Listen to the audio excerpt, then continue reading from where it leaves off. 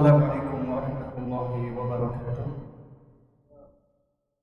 Innal hamdalillah nahmaduhu wa nasta'inuhu wa natubu ilayh wa na'udzu billahi min shururi anfusina wa min sayyiati a'malina. Man yahdihillahu fa huwa al-muhtadi wa man yudlil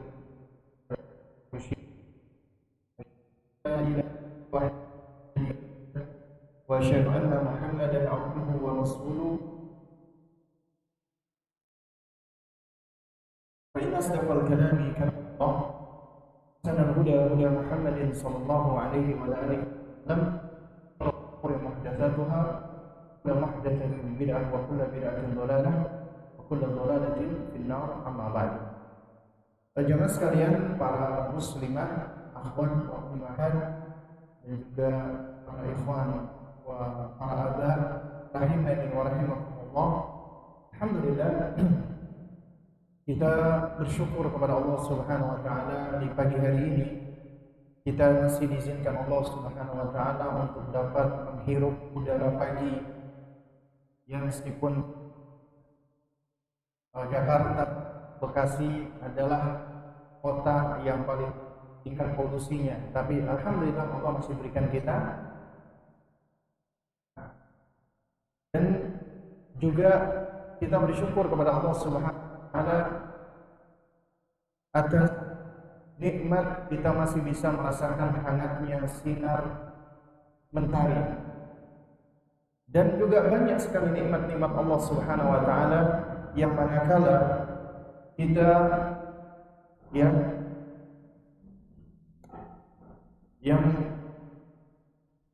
yang manakala kita berupaya untuk menghitungnya, maka kita tidak akan sanggup, tidak akan mampu.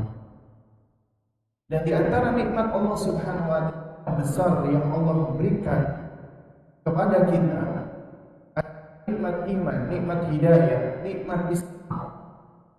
Sehingga dengan nikmat ini kita menyembah Allah Subhanahu wa taala yang kelak akan selamat di Allah tentunya. Jemaah sekalian dimuliakan Allah Subhanahu wa taala, di pagi hari ini kita akan berbicara sebuah materi yang judulnya pakai bahasa Inggris, The Importance of Self-Forgiveness, urgensi memaafkan diri. Kenapa kok kita membahas memaafkan diri?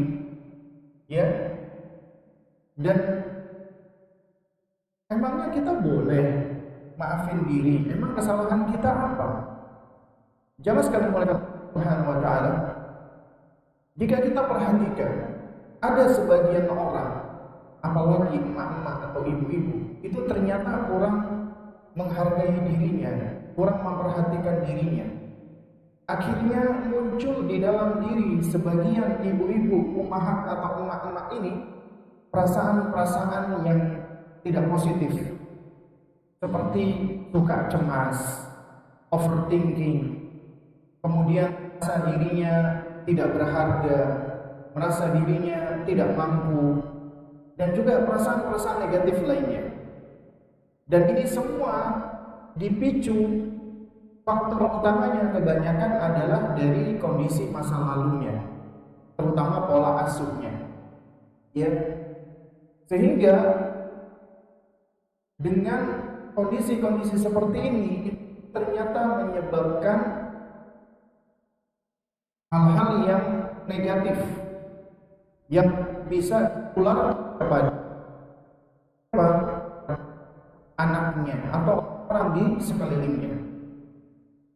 Karena itu kunci daripada ibu-ibu atau para ummahat untuk dapat memproses kesemua ini, apa yang dia rasakan adalah accepted, menerima. Ya, menerima, karena itu sudah merupakan bagian dari takdir Allah Subhanahu wa taala. Kemudian belajar untuk ridha dan sabar, dan berusaha untuk memaafkan apa yang terjadi termasuk dirinya. Ya, belajar memaafkan diri.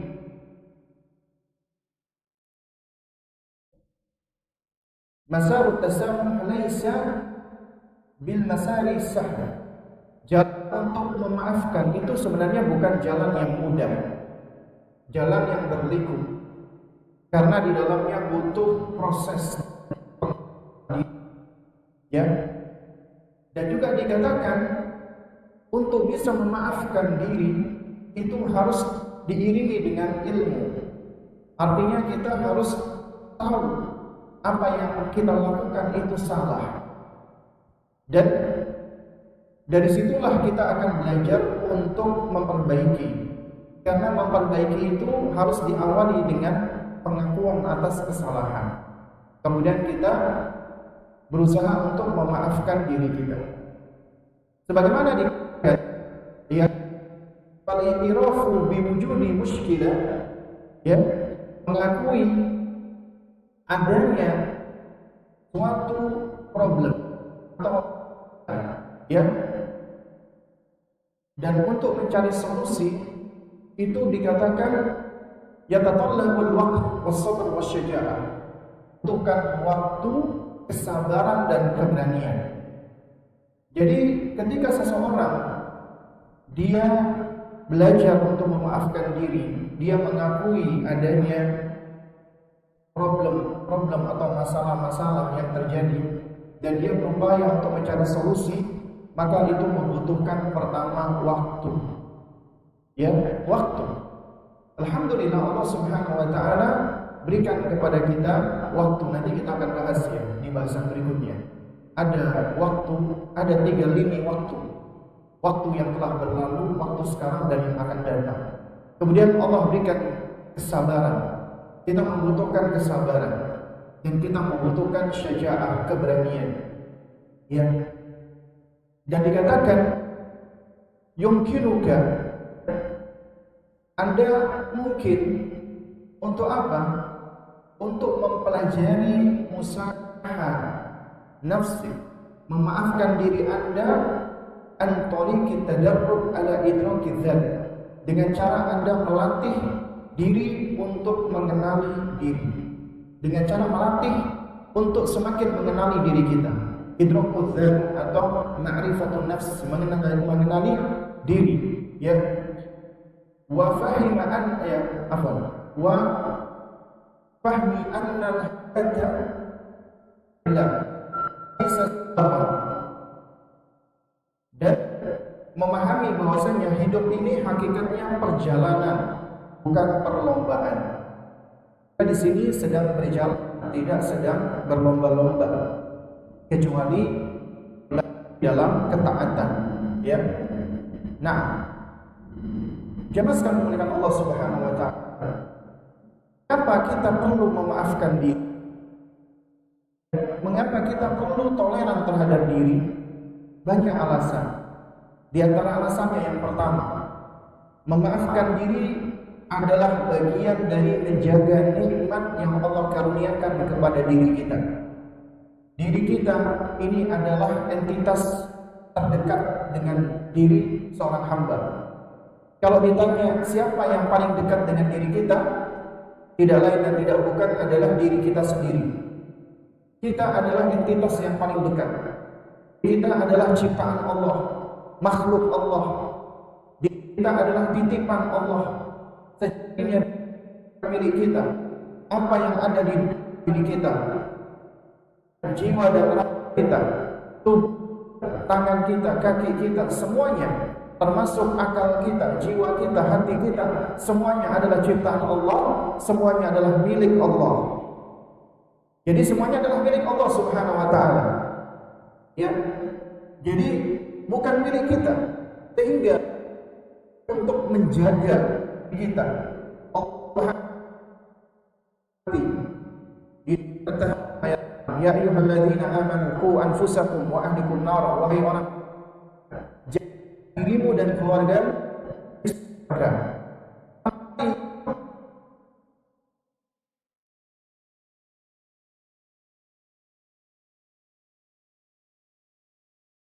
Allah Subhanahu wa taala mengatakan, "Alladzina anu alaikum", wahai orang-orang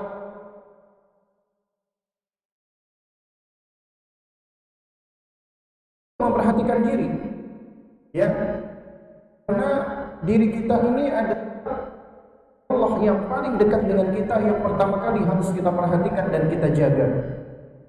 Seorang dia bisa menjaga orang lain, karena dia tidak memperhatikan dirinya. Dan memperhatikan diri, melindungi diri, menjaga diri, mencintai diri, menyayangi diri, itu tidak termasuk dari sikap narsisme. Beda, bukan termasuk dari sikap egoisme. Berbeda. Karena sejatinya narsisme dan juga macam bentuk derivatnya juga termasuk egoisme, ananiyah, itu bukan bagian dari mencintai diri, tertipu dengan diri. Al-maghrur bin, orang-orang yang tertipu dengan dirinya. Ya, orang yang tertipu dengan dirinya bahwasanya dirinya adalah entitas yang paling baik, individu paling hebat. Padahal fakir, jatuh kepada perbuatan apa? Takabur. Nah, jadi dari sini sekarang oleh Subhanahu wa taala beda antara memperhatikan, menyayangi, ya, melindungi nafsu. Ada terorisme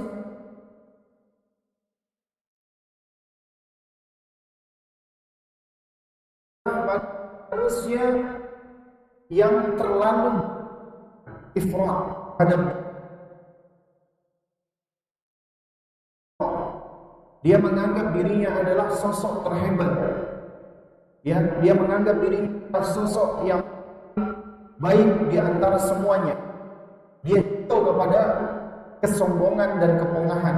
Bahkan dia menamakan diri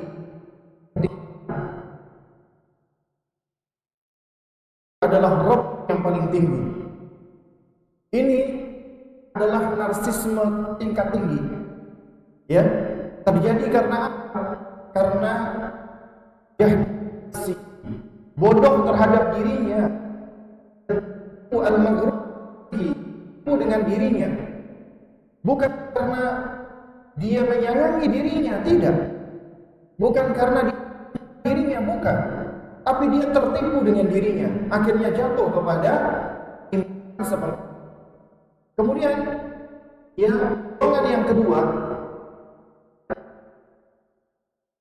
yang merendahkan dan meremehkan diri. Muncul manusia-manusia yang minder, yang merasa hina, yang merasa. Ada sebagian manusia merasa bahwasanya diri itu lebih rendah, lebih hina daripada hewan, tumbuhan yang semisalnya.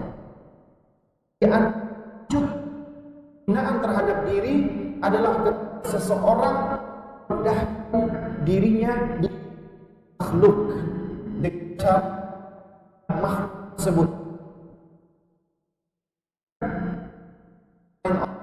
Makhluk ya, mereka melakukan kesyirikan. Orang-orang yang berbuat syirik, mereka adalah orang-orang yang merendahkan dirinya dengan serendah-rendahnya. Dan mereka manusia yang paling minder di muka bumi ini. Kenapa? Karena mereka menempatkan makhluk, yaitu ciptaan Allah, ya, sebagai Tuhan mereka, Rabb mereka, ilah mereka, sesembahan mereka. Nah, kemudian yang ketiga, yang pertengahan, al-wasat, yang mereka memahami dan mengenali tentang qimatu nafsihi, harga, value dari dirinya. Dia tahu dirinya dan dia sadar dirinya diciptakan Allah fi ahsani taqwim, dalam bentuk, rupa, struktur, komposisi yang paling baik. Penciptaan manusia itu adalah penciptaan yang paling baik. Manusia sadar bapaknya Abul Bashar, Nabiullah Adam alaihissalam, Allah ciptakan spesial, Allah ciptakan dengan kedua tangannya. Makanya ketika Iblis alaihissalam tidak mau, ya, menaat Allah untuk kepada Adam, sujud tahiyat, sujud bukan sujud ibadah, Malaikat tunduk sujud kepada Adam sebagai bentuk penghormatan kepada Allah. Iblis tidak mau. Kemudian Allah bertanya kepada iblis, ya iblis, ya apa namanya? Wahai iblis, ya, antas juda lima khalqi, apa yang halangi kamu? Apa yang mencegah kamu untuk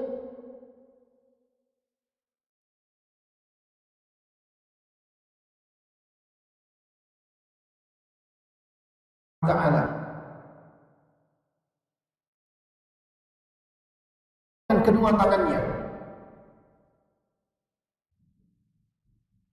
Sehingga ini menunjukkan manusia itu memiliki keistimewaan. Kita harus menghargai dan mensyukuri keistimewaan tersebut. Di sisi lain, Allah menjelaskan bahwasanya kita pun juga diciptakan, terutama keturunan Adam alaihissalam, min ma'in mahin, dari air yang hina. Sehingga ini pelajaran kepada kita, apa yang hendak kita sombongkan, sementara kita semua dilahirkan berasal dari air yang hina. Di sisi kemuliaan manusia, di sisi lain Allah juga ingatkan agar kita tidak lupa diri, kita makhluk yang fakir, yang miskin, yang lemah, yang dhaif, yang senantiasa butuh pertolongan Allah Subhanahu wa taala. Dan inilah yang akan konsepsi ma'rifatun nafsi atau pengenalan diri atau self knowledge yang sebenarnya. Karena pengenalan diri yang sebenarnya konsep Islam diawali dengan Ali sang pencipta itu sendiri. Ya, man bahu nafsahu, siapa yang mengenal Rabbnya, mengenal Allah, mengenal penciptanya, maka dia akan semakin mengenal dirinya. Karena pada seseorang mengenali penciptanya, dia akan penciptanya menciptakan dia tidak untuk hal yang sia-sia, tidak untuk hal yang berguna.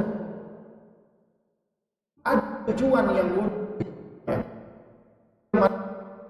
Cipta, dia tahu tujuan hidupnya, dia tahu motivasi hidupnya, dia tahu destinasi hendak pergi kemana, dia tahu sedang apa dia berada di dunia ini, dan dia tahu dia berada di mana.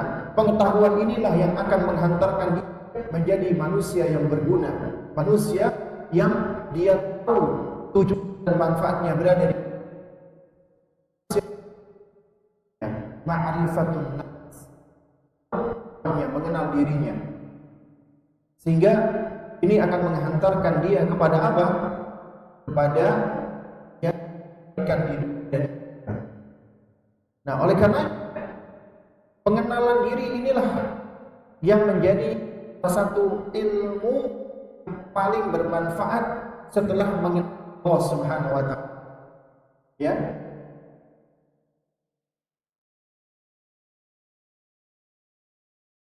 Apa?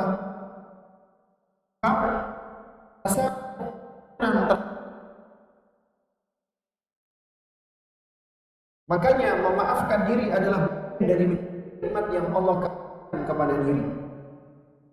Karena apa? Dengan bimbingan Allah, kita diberikan ilmu, kita tahu tentang karakter dan sifat tabiat manusia. Nabi alaihi wasallam mengatakan, kullu bani Adam khata. Setiap anak keturunan Adam khata, artinya berulang-ulang bolak-balik melakukan kesalahan. Bukan cuma sekali dua kali, tapi berulang-ulang melakukan kesalahan. Manusia itu makhluk yang dia selalu berbuat salah dan dosa. Itu manusia. Dan kesadaran kita bahwasanya Allah menciptakan kita bertabiat demikian agar apa? Kita semakin bersandar kepada Allah untuk senantiasa butuh kepada hidayah dan taufik Allah, agar Allah senantiasa mengampuni dan memaafkan kita. Dan itulah di antara kesempurnaan nama Allah, Al-Ghafur, Maha Pengampun, Al-Afu, Maha Pemaaf. Ya. Dan At-Tawwab, yang Maha menerima taubat. Karena dengan kita bertaubat, mengakui kesalahan di hadapan Allah, maka Allah akan semakin mencintai dan menyayangi kita. Makanya Allah jadikan kita makhluk gak lepas dari dosa. Sehingga dikatakan ya al-insanu khata' wa nisyan. Manusia itu tempatnya salah dan lupa. Manusia. Jika kita jatuh kepada kesalahan, jatuh kepada dosa, jatuh kepada kemaksiatan, itu menyadarkan untuk bertaubat. Allah Maha Pengampun. Kita nama-nama dan sifat-sifat Allah. Contoh misalnya Allah Al-Ghaffar, Allah Al-Ghafur, Allah Maha Pengampun. Berarti Allah memiliki, berarti Allah mencintai ampunan. Berarti Allah mencintai orang-orang yang suka memberikan. Itu konsekuensi daripada nama dan sifat Allah. Sebagai Allah memiliki nama Rahim, yang berarti Allah bersifat penyayang, Allah kasih sayang, dan Allah mencintai.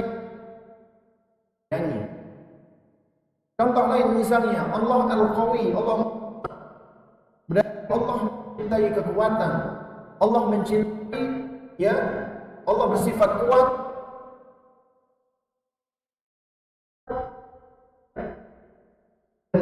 Allah Subhanahu wa ta'ala jadi ketika Allah punya nama Al-Afu yang Maha Pemaaf, berarti Allah bersifat Maha Pemaaf, mencintai orang-orang yang pemaaf dan mencintai rasa maaf itu sendiri. Nah, dari kita tentang nama-nama dan sifat-sifat Allah akan melahirkan konsekuensi, yaitu kita akan bisa memiliki karakter yang mulia karena kita kepada pencipta kita Allah Subhanahu wa ta'ala. Kalau Allah Maha Pengampun, maka kita pun belajar untuk mengampuni diri kita dan kemudian orang lain. Dan kemudian orang lain. Karena jamaah sekalian, ketika memaafkan ini bagian mencintai dan menghargai diri. Diri kita perlu dicintai, diri kita perlu dihargai, diri kita perlu disayangi. Ketika diri kita keliru dan salah, maka segera buat memohon ampunan kepada Allah, dan kita pun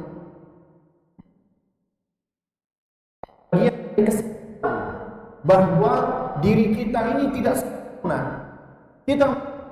Kita nggak ada yang sempurna. Kesempurnaan kita pasti keliru, kita pasti, dan memaafkan ini adalah kesadaran atas ketidaksempurnaan kita. Kemudian memaafkan diri adalah langkah penting bagi kita untuk dapat menumbuhkan diri di dalam dan memperbaiki diri. Berapa banyak orang-orang yang mengalami trauma, ya, entah itu kecil atau trauma yang lainnya, kemudian akhirnya menyebabkan sebagian manusia, terutama para ibu-ibu ummahat ini, seringkali mengalami anxiety, kecemasan, ya, kemudian mengalami gangguan-gangguan kejiwaan yang lainnya. Semua trauma adalah gangguan atau penyakit. Bagaimana kita zahir kita, tubuh kita bisa mengalami trauma ketika terbentur, ketika luka, sehingga manusia lebih cepat, ya, anak kita misalnya jatuh, luka, orang tuanya langsung segera mengobati. Tapi banyak orang tua yang lalai, jiwa ketika luka nggak kelihatan, diabaikan, dilupakan. Orang tua bentak anaknya, bentakannya itu bisa melukai jiwanya. Dan kadang-kadang alhamdulillah sembuh, karena dengan berjalannya waktu sembuh. Tapi ada juga luka itu belum sembuh, udah diberikan luka yang lain, luka yang berikutnya, akhirnya terakumulasi. Luka-luka di dalam jiwa itulah yang menjadi luka pengasuhan, akhirnya membangun trauma. Trauma ini yang akhirnya akan terus terbawa hingga dewasa, sehingga seringkali disebut dengan inner child, ya. Nah, inilah yang perlu kita paham sama agar bisa melangkah untuk mengganti. Di antaranya kita diri agar kita bisa memaafkan orang lain. Memaafkan orang lain, sulit untuk memaafkan orang lain manakala kita tidak memaafkan sendiri. Memaafkan diri akan membantu kita untuk bertumbuh menjadi lebih baik. Nah, baru kemudian kita bicara ini caranya memaafkan diri. Ya. Nah, sebenarnya langkah-langkahnya ya. Nah, di sini kita akan bahas ada 10 langkah di dalam memaafkan diri. Yang pertama, yang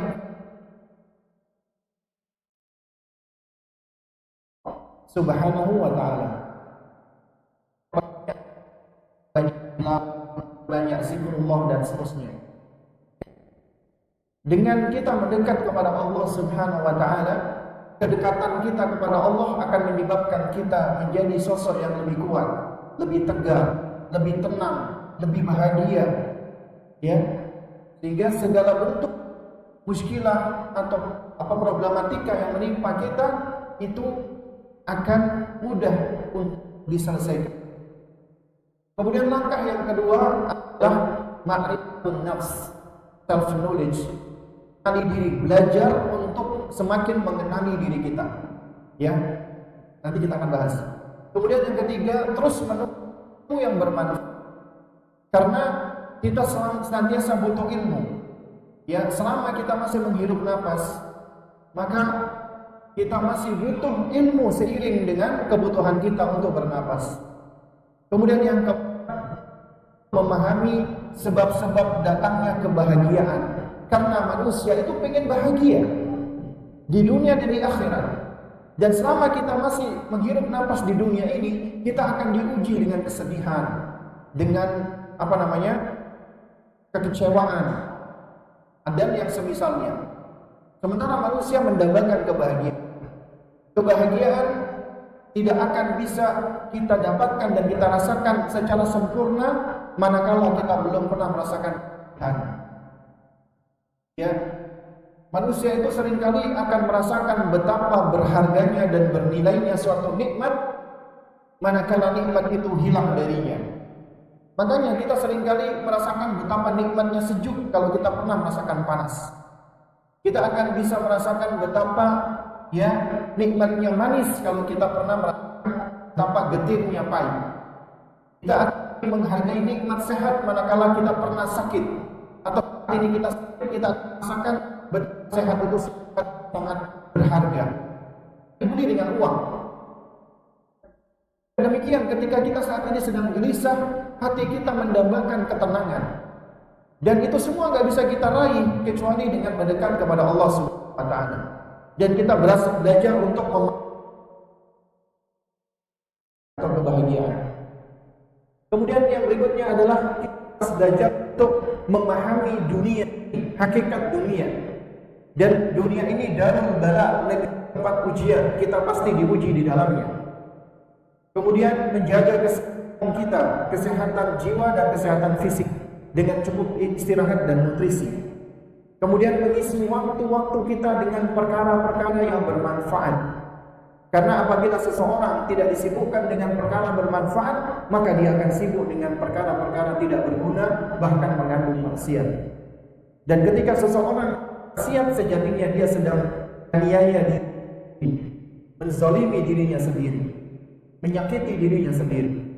Kemudian baru mencari sahabat, selektif bersahabat dengan orang-orang yang baik dan saleh. Kemudian baru belajar untuk melatih diri agar selalu bersyukur dan qanaah, dan mencari bantuan profesional apabila memang dibutuhkan. Baik, jadi jangan sekali dengan Allah Subhanahu wa ta'ala, konsep agar kita bisa belajar untuk lebih mengenali diri dan belajar untuk bisa move on, termasuk belajar untuk memaafkan diri, adalah kita membangun konsep mindset di dalam diri kita bahwasanya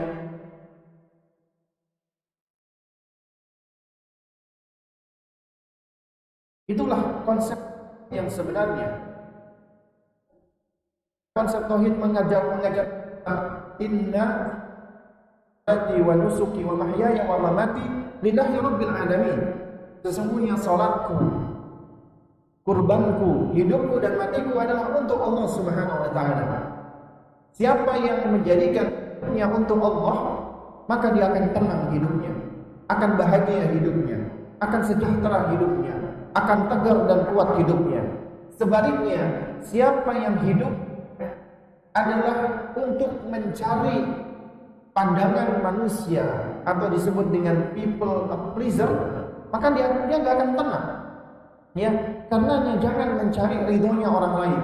People pleaser ini ada salah ketik ya, yang punya slide-nya bukan pleaser ini, tapi pleaser misalnya ya. People pleaser artinya mencari ridhonya orang lain. Nabi SAW wanti-wanti. Kata Nabi sallallahu alaihi wasallam, ya, man iltamasa ridha Allah bi sakhatin nasi kafahu Allah mu'natan nasi. Ya, siapa yang mencari ridhonya Allah meski manusia murka, meski manusia marah, maka Allah akan cukupkan dia dari butuh kepada manusia. Gak ada masalah orang itu marah asalkan Allah ridha. Ya, gak ada masalah manusia itu tidak terima asalkan Allah menerima. Itu konsepsi kita. Kemudian kata Nabi SAW, ya, wa man iltamasa ridhaan nas bi sakhatillah wakalahu Allahu ila nas. Siapa yang mencari ridhonya manusia dengan kemurkaan Allah, maka Allah akan jadikan dia selalu bergantung kepada manusia.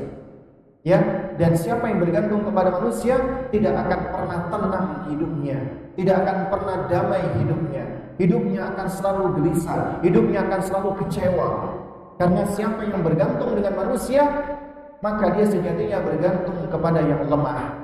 Tapi siapa yang bergantung, beriktimad, berintija, bersandar, bertawakal kepada Allah, maka dia akan tenang, akan kuat, akan tegar. Ya. Nah, makanya alangkah indahnya ucapan Imam Syafi'i rahimahullah ta'ala yang mengatakan innaka la taqdir an tarda an-nas kullahum. Sesungguhnya engkau tidak akan mampu untuk menjadikan semua manusia itu ridha denganmu. Ya, enggak akan bisa. Maka fa aslih ma bainaka wa bain Allah. Cukup perbaiki hubunganmu dengan Allah. Ya, thumma la tubali binas. Kemudian enggak usah pedulikan orang lain. Karena kaidahnya apabila Anda memperbaiki hubungan Anda dengan Allah, Allah akan perbaiki hubungan Anda dengan manusia. Man aslaha ma bainallah wa man aslaha ma bainallah, siapa yang memperbaiki hubungannya dengan Allah Subhanahu wa taala, maka aslaha Allahu ma bainahu wa bainan nas. Maka Allah Subhanahu wa taala akan memperbaiki hubungan dia dengan orang lain. Nah, jadi coba sekarang menggunakan Allah Subhanahu wa taala dengan kita membangun mindset hidup kita adalah untuk Allah, karena hidup kita milik Allah. Maka kita jadikan semuanya adalah untuk Allah, dan karena Allah kita akan bisa menjadi manusia yang lebih kuat, lebih tegar, lebih tenang, lebih bahagia. Kemudian belajar dengan mengenal Allah, di antaranya belajar dari nama-nama dan sifat-sifat Allah. Di antaranya kita tahu Allah memiliki nama Al-Ghafur, Al-Ghaffar, Allah Maha Pengampun. Ya, kata Al-Ghafur, Allah Maha memberikan ampunan, maghfirah. Itu secara asal bahasa artinya menutupi. Maksudnya Allah yang mengampuni dan menutupi dosa dan aib-aib kita, sehingga tidak tampak dan tersembunyi. Sekiranya aib-aib dan dosa-dosa kita itu tampak atau diwujudkan konkret dalam bentuk bau, aroma, tidak ada orang yang mau mendekat dengan kita. Allah Maha Baik, Allah As-Satir, Allah Maha menutupi aib kita, dan Allah mengampuni sehingga aib-aib kita itu banyak ditutupi. Ya, jika Allah tidak menutupi aib-aib kita, niscaya kita akan menjadi makhluk yang benar-benar hina dan rendah. Kemudian Allah Al-Afu, Allah Maha Pemaaf. Secara bahasa, makna Al-Afu artinya adalah menghapus dan menghilangkan. Maksudnya, Allah menghapus dan menghilangkan dosa-dosa hamba. Ketika sudah dihapus, maka Allah tidak akan menghukum dan menyiksa hambanya tersebut. Allah At-Tawwab, Allah Maha Penerima taubat. At-Tawwab makna asalnya adalah apa? Kembali. Ya, orang yang kembali dikatakan apa? Taibun, yaitu adanya perubahan menuju ke keadaan yang semula. Asalnya keadaan semula kita itu baik, berada di atas fitrah. Kemudian kita melenceng, kemudian kita kembali ke keadaan yang semula, keadaan yang baik. Allah menerima taubat dengan cara menerima dan memaafkan kesalahan dan dosa-dosa hamba yang mau kembali ke jalannya. Ya.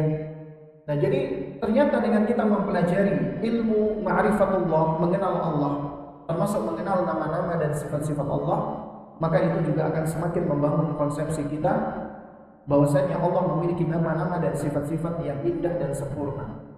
Dan dari nama-nama dan sifat Allah itu juga mengandung konsekuensi yang bermanfaat bagi hamba-hambanya. Sehingga kita belajar untuk membangun karakter dari makna yang terkandung di dalam nama-nama dan sifat-sifat Allah. Terus kemudian hendaknya kita senantiasa belajar, karena ilmu adalah kunci bagi kita untuk bisa membangun self-awareness, kesadaran diri. Ya, karena dari situlah kita akan mampu untuk forgiveness, untuk memaafkan diri. Makanya dikatakan al-ilmu nurun, ilmu adalah cahaya. Jadi manakala seseorang tidak berilmu, dia berada di dalam kegelapan. Ketika dia berada di dalam kegelapan, dia bingung, nggak tahu mau melangkah kemana, nggak tahu arah, nggak tahu apa yang ada di depannya, apa yang ada di sampingnya, apa yang ada di bawahnya. Itu orang-orang yang tidak berilmu, orang-orang jahil. Tapi orang yang berilmu, Allah berikan cahaya. Meskipun cahayanya masih kecil, masih redup, jangan dipadamkan. Seredup-redupnya cahaya setidaknya itu bisa menjadi penerang bagi kita. Dan kita belajar untuk menambah ya intensitas cahaya tersebut dengan cara menambah ilmu, agar dengan ilmu tersebut kita bisa terbimbing dan mendapatkan bimbingan dari Allah Subhanahu wa taala. Ketika kita belajar tentang nama-nama Allah, Allah memiliki nama Al-Alim. Al-Alim maknanya Allah memiliki sifat dzul ilmi. Allah memiliki sifat yang sempurna, sifat ilmu yang sempurna. Ilmunya Allah sempurna, artinya tidak diawali dengan kejahilan, tidak diawali dengan kebodohan, tidak diawali dengan ketidaktahuan. Artinya secara azali Allah Maha berilmu, ilmunya Allah sempurna. Beda sama manusia. Manusia diawali dengan kebodohan, gak tahu dulu, baru belajar, baru Allah berikan ilmu.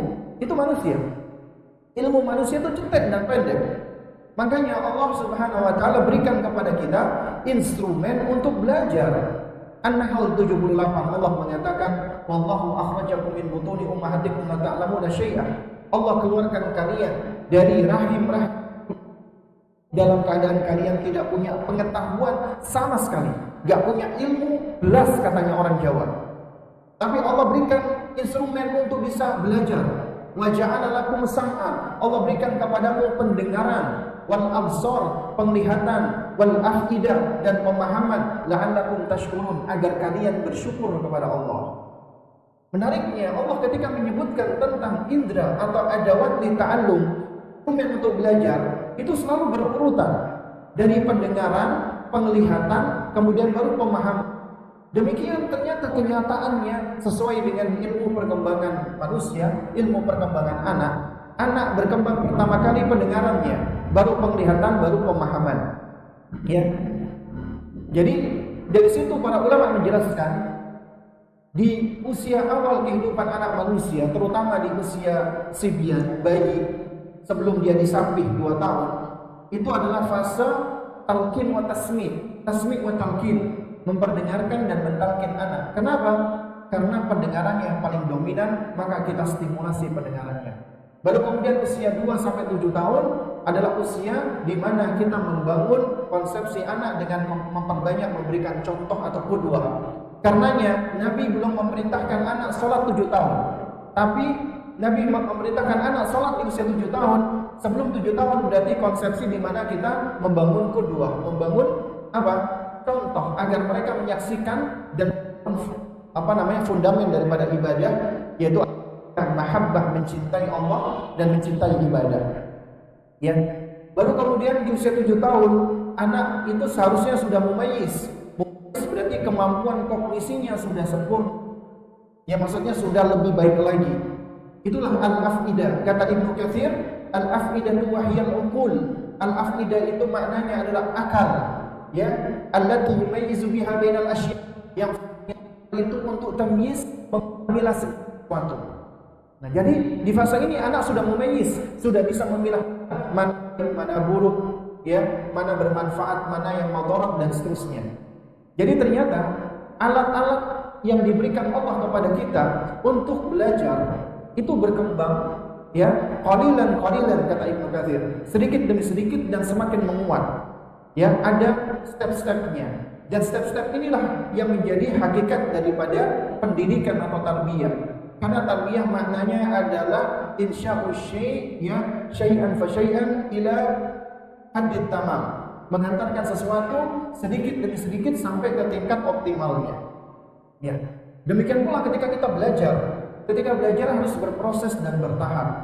Dan kita belajar, ya, itu diantaranya juga kita mengambil konsekuensi dari nama Allah.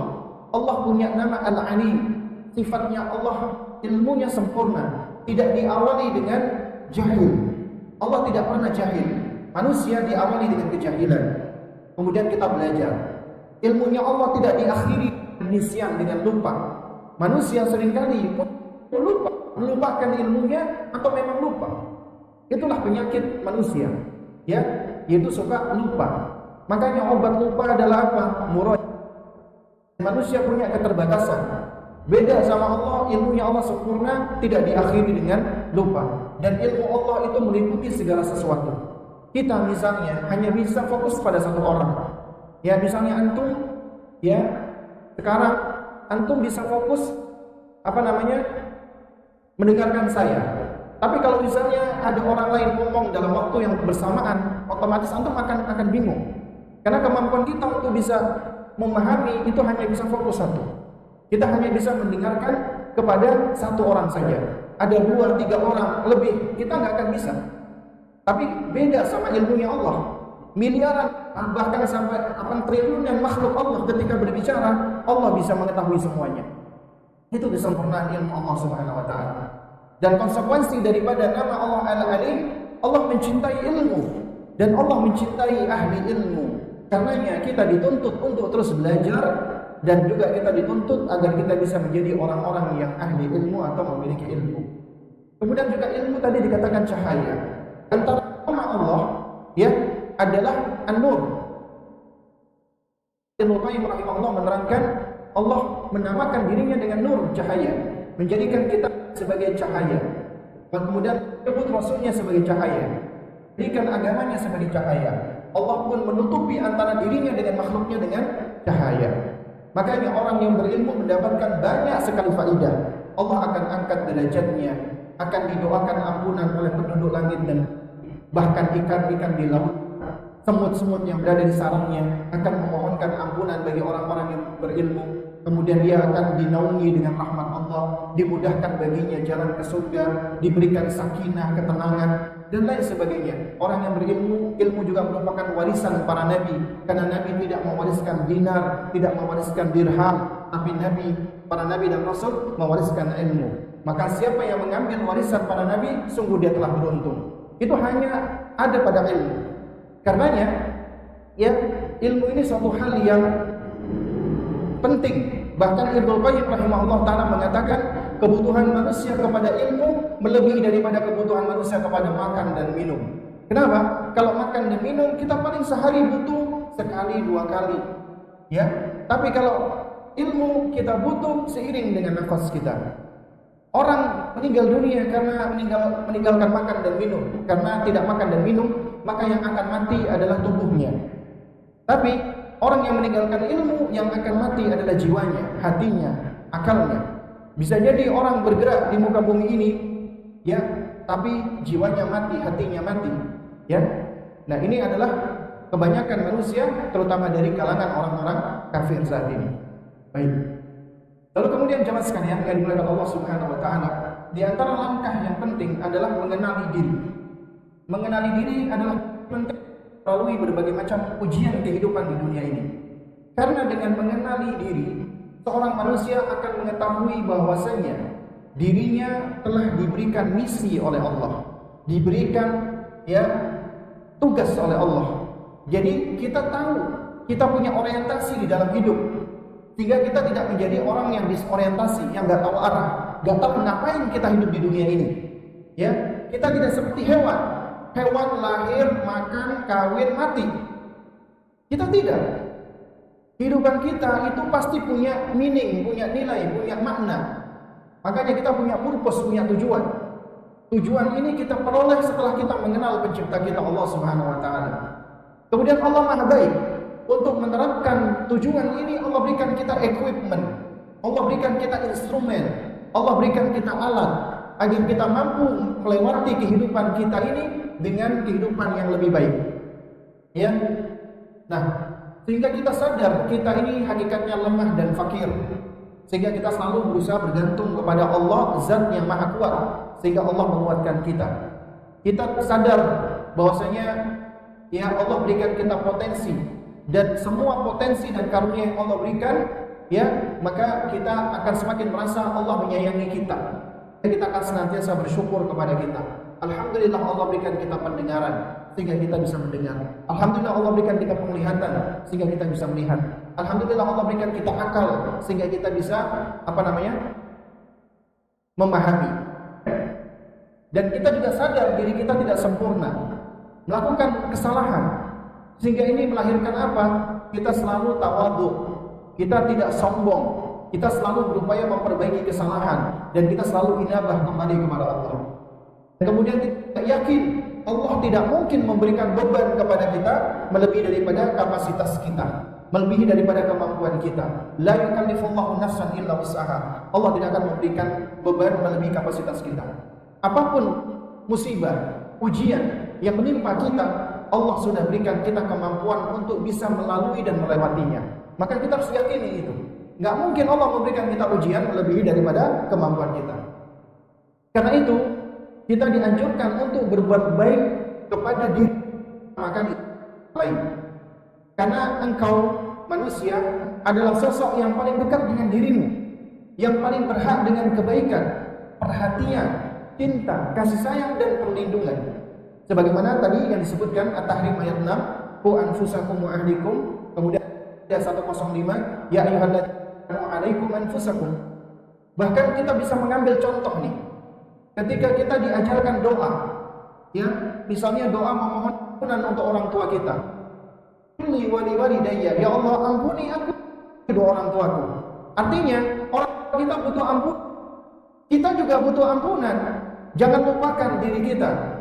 Manakala kita ingin Allah mengampuni dosa orang tua kita, kita pun juga ingin agar Allah mengampuni dosa-dosa kita. Jangan lupakan diri kita. Jadi ketika kita meminta kepada Allah, maka dianjurkan mintalah sesuatu yang baik untuk diri kita sebelum kita minta kepada orang lain. Misalnya kita maka kita doakan Allahumma irhamni, ya Allah sayangi aku, baru kemudian kita doakan anak-anak kita agar disayangi Allah. Kemudian ketika kita melakukan kesalahan, maka akui kesalahan, segera bertaubat kepada Allah, mohon ampun kepada Allah, menyesal atas apa yang kita lakukan, kemudian bertekad untuk tidak mengulangi. Ingat Allah Maha Pengampun. Setelah itu kita move on dan maafkan diri kita. Ingat, nobody's perfect, tidak ada orang yang sempurna. We make mistakes, kita membuat kesalahan. We say wrong things, kita mengucapkan hal-hal yang salah. We do wrong things, kita melakukan hal-hal yang salah. We fall, we get up, kita jatuh, kita bangun. We learn, we grow, kita belajar, kita bertumbuh. We move on, kita pun hijrah, kita pun bergerak, and we live, dan kita hidup dengan baik. Dan ingat, hidup kita hanya berada di 3 lini waktu. 3 lini waktu. Waktu yang telah berlalu, waktu hari ini, dan waktu esok atau waktu masa depan. Ingat, jadi waktu yang berlalu, isnahu, kita sudah lalui, walan ya'ud, dan itu tidak akan kembali lagi.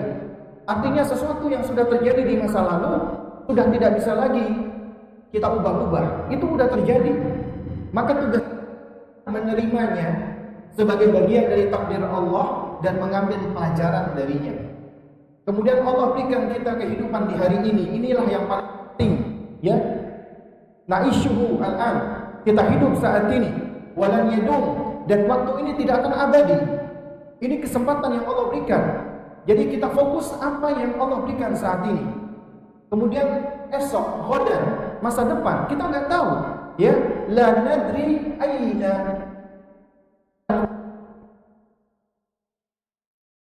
hidup atau tidak, itu masih misteri. Karena itu kita bertafaul, kita optimis, kita meminta kepada Allah Subhanahu wa taala. Kita bisa mengambil pelajaran. Allah memberikan kepada kita kemampuan. Kemampuan itu harus kita pahami, ada sesuatu yang berada di dalam kemampuan kita, ada sesuatu yang di luar dari kemampuan kita. Itu konsep. Ada sesuatu yang berada di dalam kemampuan kita, ada sesuatu yang di luar dari kemampuan kita. Contoh misalnya, ya, Anda tidak bisa menjadikan orang atau manusia menerima perkataan Anda, nggak bisa. Ya, Allah yang bisa menjadikan dia menerima perkataan Anda. Tapi Allah memberikan kemampuan kepada kita untuk menyampaikan dengan cara yang baik. Diterima tidak diterima berarti bukan tugas kita. Juga sama di dalam menghadapi muskilah atau problematika kehidupan. Ya, ada sesuatu yang berada di dalam kemampuan kita, ada sesuatu. Contoh, di luar kemampuan kita, kita tidak bisa, ya, mengetahui bagaimana, kita tidak bisa, ya, membuat orang lain itu merespon kita. Orang itu senyum dengan kita, menerima kita, nggak bisa. Tapi kita memiliki kemampuan untuk merespon orang lain, memperlakukan orang lain. Artinya perlakuan orang lain kepada kita itu di luar kemampuan kita. Tapi kita mampu untuk memperlakukan orang lain dengan cara yang kita mampu. Ya. Nah, juga sesuatu yang sudah terjadi di masa lampau, sudah terjadi, itu di luar kemampuan kita. Tapi yang berada di dalam kemampuan kita adalah kesempatan yang Allah berikan saat ini. Kita bagaimana reaksi orang lain terhadap kita di luar kemampuan kita. Tapi kemampuan kita adalah bagaimana kita bereaksi terhadap orang lain. Misalnya orang itu marah kepada kita, ya, karena ucapan kita. Ya, itu di luar dari kemampuan kita. Kita sudah menyampaikan dengan cara baik, dia tersinggung, dia marah. Ya berarti itu sudah di luar dari kemampuan kita. Yang masih dalam kemampuan kita bagaimana kita merespon kemarahan orang tersebut. Ya. Nah, juga bagaimana perlakuan orang lain itu di luar kemampuan kita, tapi yang berada di kemampuan kita bagaimana kita memperlakukan orang tersebut. Ini menjadi salah satu konsep penting. Kita praktekkan, contoh misalnya, banyak ibu-ibu yang mengeluhkan, yang interaksinya atau dengan orang tua atau mertua, misalnya begini, ya, banyak ibu-ibu yang bertanya, Ustaz, ibu mertua saya itu masih suka dangdutan misalnya, itu mempengaruhi anak saya, Ustaz. Bagaimana saya menasehati ibu mertua saya tanpa ibu mertua saya itu sakit hati atau tersinggung? Ya, maka jawabannya, Anda tidak bisa membuat orang lain itu perasaannya sesuai dengan keinginan kita. Itu di luar kemampuan kita. Karena ada sesuatu di luar dari kemampuan kita, jangan kita terlalu jadikan itu sebagai standar. Yang penting sebab yang bisa membuat orang lain tersinggung kalau kita menyampaikan dengan cara kasar. Tapi kalau kita lemah lembut, biasanya orang tidak akan tersinggung. Karena itu, ini sesuatu yang berada di dalam kemampuan kita. Sampaikan dengan cara yang baik. Toh kalau misalnya dia masih tersinggung, maka itu sudah di luar dari kemampuan kita. Kemudian juga misalnya poin yang berikut, yang kedua, Allah tidak akan bertanya kepada Anda tentang ibu mertua Anda. Tapi Allah akan bertanya kepada Anda tentang anak Anda. Anak Anda berada di bawah tanggung jawab Anda. Ibu mertua Anda tidak. Karena itu fokus kepada apa yang menjadi tanggung jawab Anda. Fokus dulu kepada anak-anak Anda. Ya, ketimbang ibu mertua. Adapun ke ibu mertua, maka kita ya tetap berusaha untuk berlaku dengan cara yang baik. Jadi konsepnya di sini, ingat ya jamaah, Allah sudah memberikan kepada kita semua kemampuan.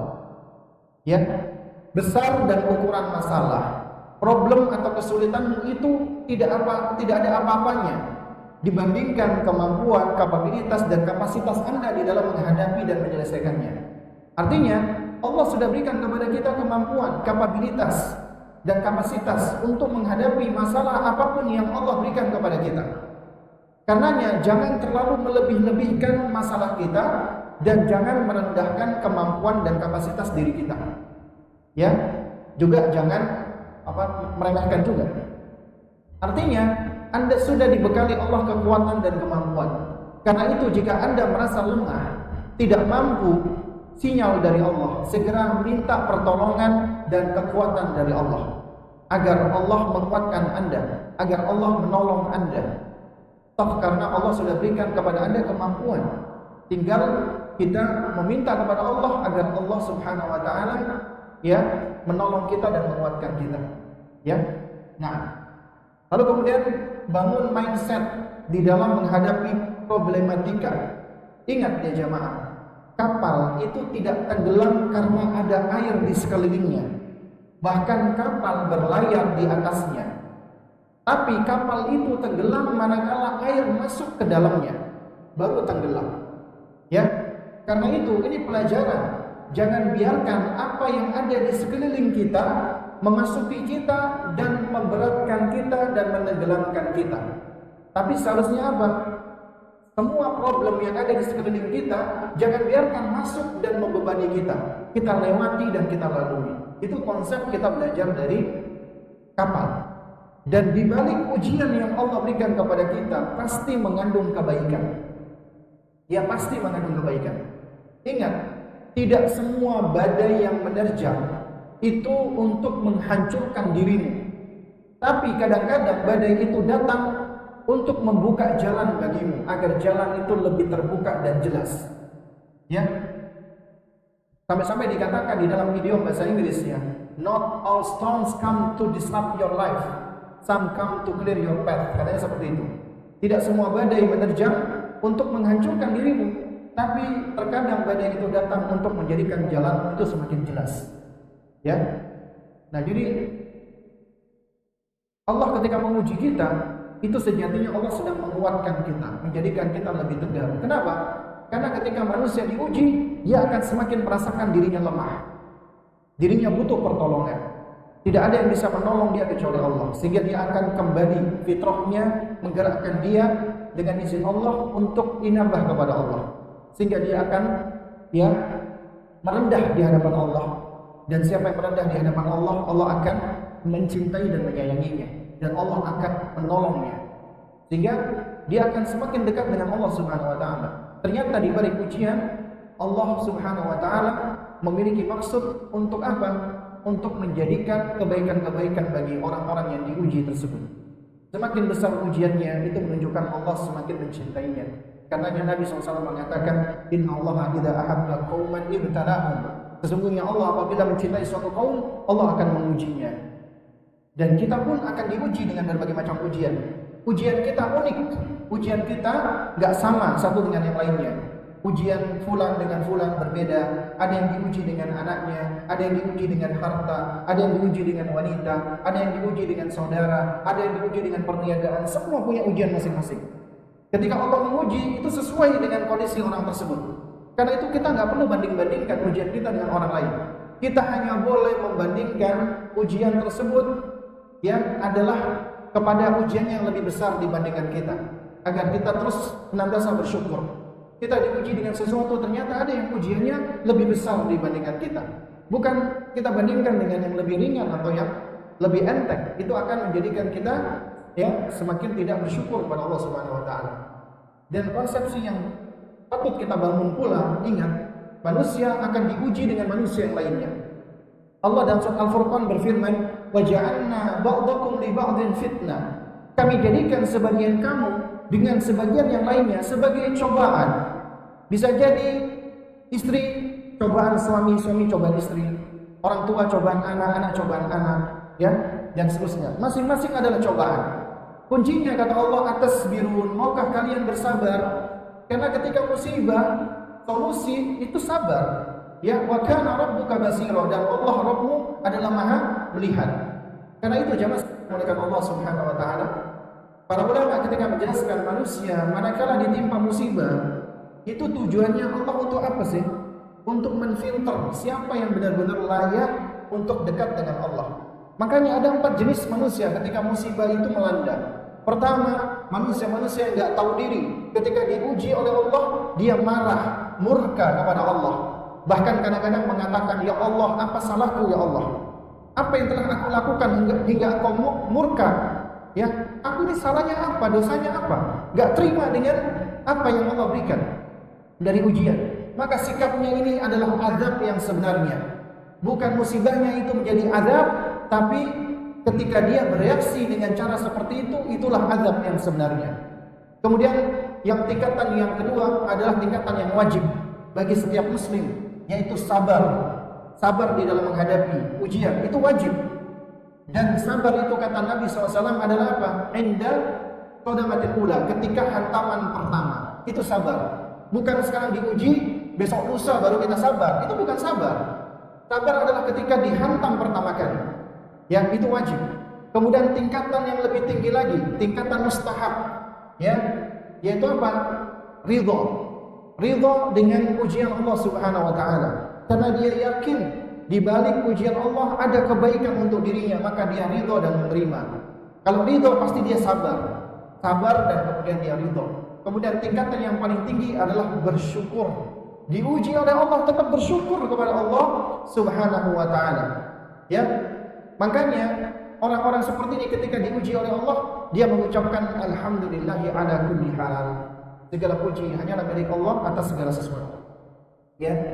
Nah, kemudian ya jemaah sekalian yang dimuliakan Allah, yang terakhir, jangan melupakan kebaikan. Jangan melupakan kebaikan. Ya.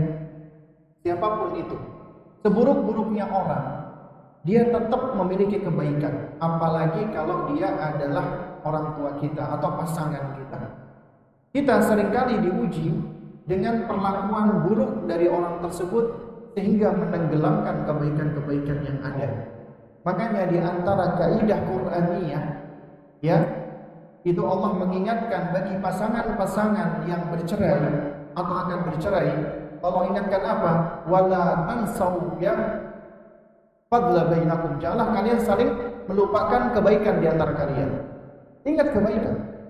Dan ingat, ketika misalnya nih kita diuji oleh Allah, mohon maaf, dengan orang tua yang membangun trauma kita misalnya. Ketika kita masa kecil kita diperlakukan dengan cara yang tidak baik.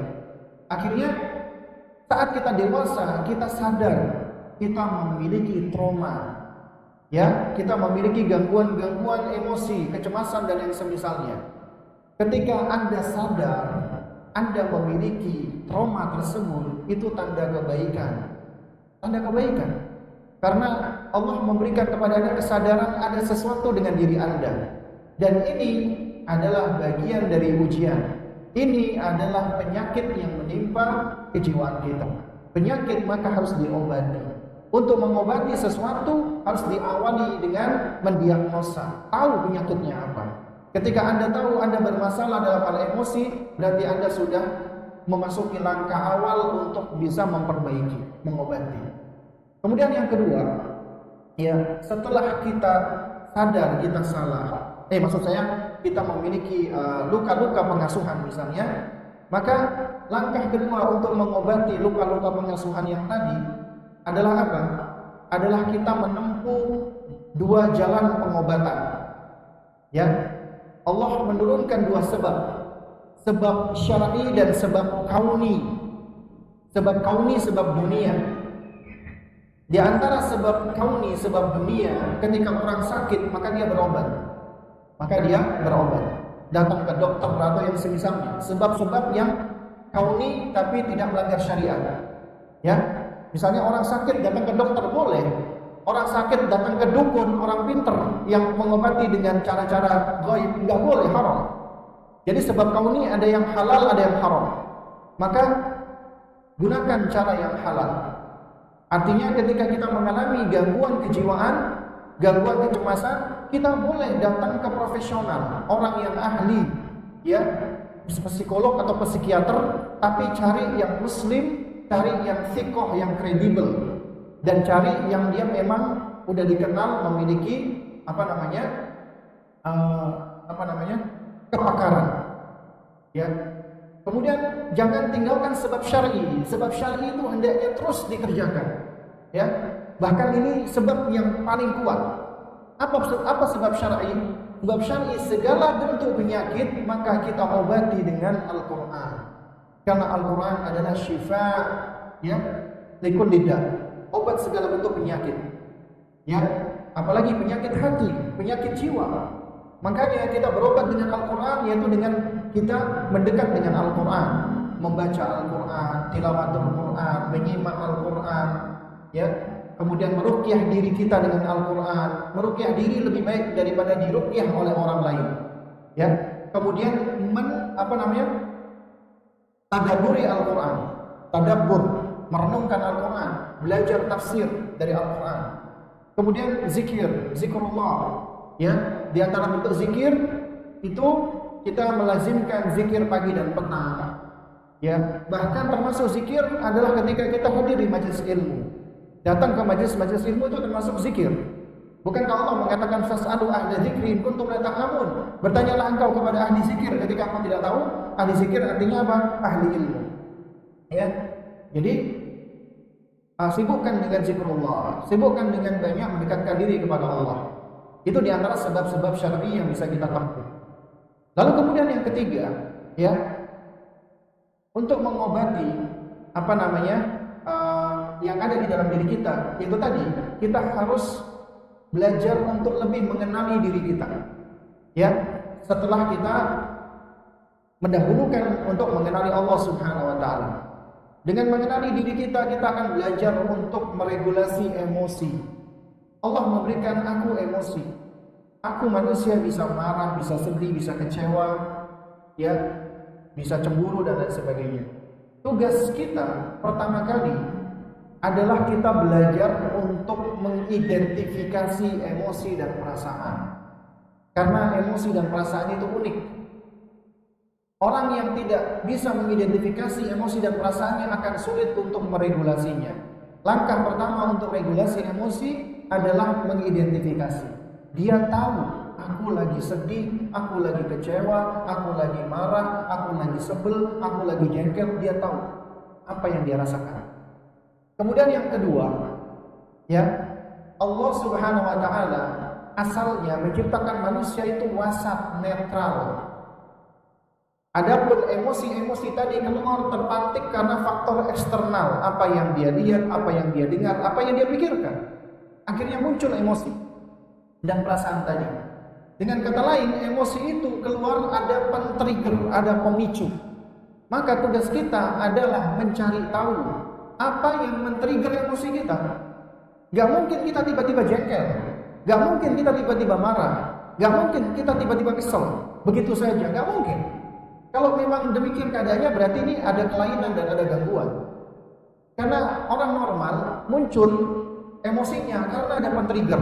Apa yang dia dengar, apa yang dia lihat, apa yang dia rasakan, atau yang dia pikirkan muncul, ya, yang men-trigger. Tugas kita berikutnya cari tahu apa yang men-trigger emosi kita tadi. Ya. Makanya Al-Imam Al-Khattabi rahimahullah ketika mensyarah hadis Nabi SAW, la taghdab, janganlah kamu marah. Itu kata beliau adalah, ya, beliau menjelaskan la taghdab itu dari dua sisi. Sisi yang pertama, janganlah mencari hal-hal yang dapat menjadi sebab-sebab yang mencetuskan kemarahan. Ya, jadi jangan mencari sebab-sebab yang dapat mencetuskan marahmu. Itu yang pertama. Baru yang kedua adalah ketika sudah marah, maka jangan mengikuti kemarahan tersebut dengan ucapan dan perbuatanmu. Artinya harus mampu untuk menahan ucapan dan perbuatannya. Ya. Nah, jadi ada faktor yang dapat mencetuskan emosi, kenali. Kemudian yang ketiga, validasi. Terima. Karena Allah tidak mengazab kita lantaran emosi kita. Marah nggak apa-apa, jengkel nggak apa-apa, sedih nggak apa-apa. Itu bagian dari suatu hal yang nggak bisa kita kendalikan, keluar secara spontan. Makanya kita validasi, kita terima, aku lagi marah. Nah, baru kemudian kita belajar untuk mempergunakan akal yang Allah berikan kepada kita.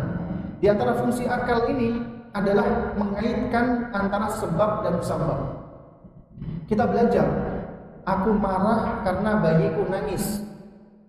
Ya, aku nggak tahan mendengarkan tangisan bayi. Berarti Anda sudah sadar nih, berarti kemarahan Anda dicetuskan oleh tangisan bayi. Nah, baru kemudian gunakan akal. Worth it enggak sih aku marah gara-gara bayiku nangis padahal dia masih bayi? Kenapa aku harus marah? Baru di situ akan muncul yang namanya self awareness, kewarasan diri. Karena seringkali orang-orang yang tidak sadar ini enggak waras. Artinya dia tidak sadar dengan dirinya. Ya. Enggak sadar dengan apa yang mencetuskan kemarahannya. Nah, baru kemudian dia belajar untuk regulasi. Nabi sudah memberikan cara regulasi yang paling sempurna. Mulai dari berta'awudz, a'udzubillahi minasyaitonirrajim, kemudian diam, idza ghadiba ahadukum falyaskut. Diam untuk apa? Untuk menenangkan diri. Ibaratnya kita belajar dari air minuman berkarbonasi yang kita guncang, itu sama seperti jiwa kita yang sedang terguncang. Kalau langsung dibuka, airnya langsung mencrot, tumpah-tumpah. Tapi kalau kita biarkan dulu selama beberapa waktu, dia akan kembali ke kondisi normalnya. Ketika kita buka, udah enggak tumpah-tumpah lagi. Ya, ibaratnya sama seperti itu dengan jiwa kita. Kalau lagi marah, kita diam dulu. Jangan ngomong, jangan lakukan apa-apa. Baru kemudian setelah itu kita merubah posisi, atau kita berwudu, kita mandi, kemudian kita juga banyak beristighfar kepada Allah, ya, dan lakukan hal-hal yang dapat meregulasi emosi kita. Ya, nah, jadi juga sama ketika menghadapi trauma kita masa kecil, luka-luka pengasuhan, ya, berikutnya juga kita bangun pemahaman. Ingat, orang tua kita juga mengalami masa kanak-kanak. Masa kanak-kanaknya juga mungkin mengalami hal yang sama dengan kita atau bisa jadi lebih parah. Bedanya, mereka belum diberikan pengetahuan, ilmu oleh Allah. Sekarang kita dikasih ilmu oleh Allah. Alhamdulillah. Kalau kita menganggap kita korban, bisa jadi mereka pun juga korban. Karena itu, ya, kita belajar untuk tidak balas dendam. Tapi kita belajar untuk apa? Untuk menerima dan memaafkan. Jangan berusaha untuk merubah orang tua kita, tapi belajar untuk memaafkan mereka. Merubah mereka itu seringkali di luar dari kemampuan kita. Tapi belajar memaafkan sesuatu yang mampu kita lakukan, ya. Jadi Allah berikan Anda kesadaran, alhamdulillah. Maka jangan kita ulangi untuk anak keturunan kita lagi. Putus siklus, ya. Jadi inner child itu harus diputus. Ingat, sebuah pepatah yang berbunyi, seseorang yang duduk di bawah naungan pohon hari ini karena ada yang menanam pohon itu di masa lalu. Artinya, seburuk-buruk orang tua kita, maka dialah sebab Allah memberikan kita kehidupan. Dengan orang tua kita, akhirnya Allah berikan kita nikmat kehidupan. Ya, jangan sampai kita punya pandangan seperti pandangan orang-orang yang dipengaruhi oleh pemahaman ateis, materialistis atau orang kafir yang mengatakan, aku tidak minta untuk dilahirkan, aku tidak menuntut untuk dilahirkan. Kenapa aku dilahirkan? Ini ucapan orang-orang yang tidak tahu diri sebenarnya. Memang kita nggak minta untuk dilahirkan, tapi Allah yang menentukan kita dilahirkan, kita hadir di muka bumi ini. Seakan-akan kita mempertanyakan atas apa yang Allah tentukan. Kita diciptakan Allah, kemudian kita mengatakan, untuk apa aku diciptakan? Kenapa aku harus diciptakan?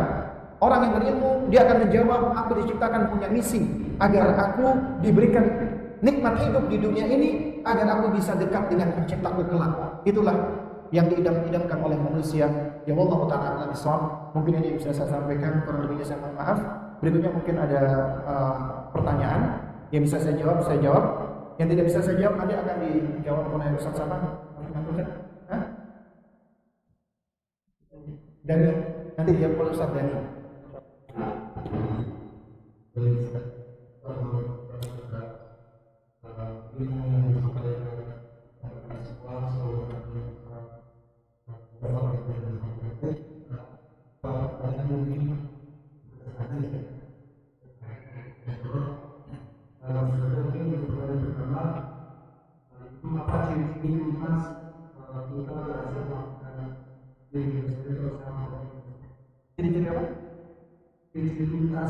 tuntas. Apa ciri-ciri tuntas kita bisa memaafkan diri kita sendiri? Maksudnya begitu. Nah, jadi sebenarnya ya, kalau kita bicara tuntas, ini suatu hal yang berat. Karena tetap yang namanya sesuatu dari keburukan ataupun sesuatu dari trauma itu akan ada debris ya, sisa-sisanya. Ya, jadi yang kita cari bukanlah ketuntasan, karena itu berat. Tapi yang kita cari adalah yang kita terus berupaya dan berusaha untuk bisa move on, bergerak. Di antaranya dengan cara kita belajar memaafkan diri kita sendiri. Lalu apa cirinya seseorang itu dikatakan sudah bisa memaafkan diri sendiri? Yang pertama, kelihatan dari dirinya dulu. Dia akan lebih tenang. Tadinya dia suka gelisah, suka cemas, suka khawatir, minderan, gak percaya diri, ya. Nah, dengan dia udah memaafkan diri, dia akan lebih positif thinking, dia lebih optimis di dalam menghadapi hidup, dia lebih tenang, lebih pede, lebih percaya diri. Nah, itu di antara tanda-tanda yang tampak. Adapun tanda-tanda yang tidak tampak, ya, itu ya tentunya yang paling tahu Allah kemudian dirinya. Artinya itu adalah sesuatu yang ada di dalam dirinya, apa yang ada di dalam dirinya ketika dia belajar memproses itu semua. Ya, di antaranya adalah apa? Adalah dia mampu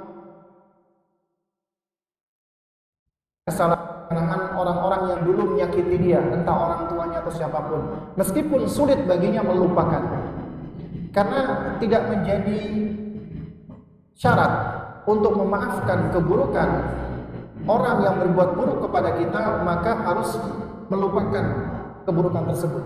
Karena lupa itu suatu hal yang yang seringkali sulit untuk kita lakukan. Kadang-kadang kita teringat, muncul dengan sendirinya memori-memori tersebut.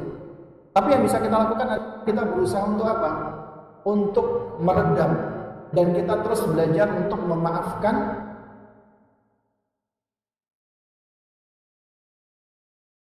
kepada kita. Karena di antara dampak perbuatan buruk dari orang tua kita itu bukan saja kita menyalahkan orang tua, tapi seringkali kita menyalahkan diri kita. Ada anak-anak ketika dia disakiti oleh orang tuanya, dia tidak menyalahkan orang tuanya, tapi dia menyalahkan dirinya. Dia menganggap dirinya adalah anak yang tidak baik. Dia menganggap dirinya gara-gara dirinya orang tuanya marah-marah. Jadi intinya dia malah menyalahkan dirinya. Ini yang tentunya lebih berbahaya daripada anak yang sekedar menyalahkan orang tuanya saja. Ya, yang lebih bahaya ketika dia sampai menyalahkan dirinya. Dan ini pentingnya untuk apa?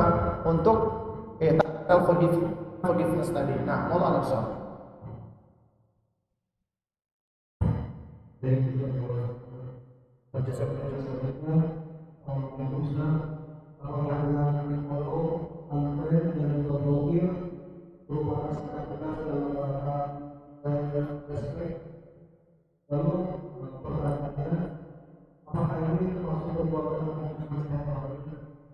Ya enggak juga. Kalau Anda misalnya berteman dengan orang-orang yang lihat pengaruhnya jelek untuk diri Anda, bahkan cenderung toxic friendship, nggak ada manfaatnya mengikuti tulisan status-statusnya dia, silakan masuk aktif di dalam mencari teman. Ya, ini penting karena di antara kaidah di dalam ada aktif di teman itu